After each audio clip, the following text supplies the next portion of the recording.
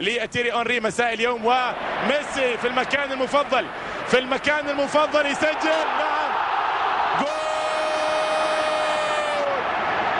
في المكان المفضل وعلى المفضلة، وبرشلونة ما عليه خوف، طارم راسه الهوى.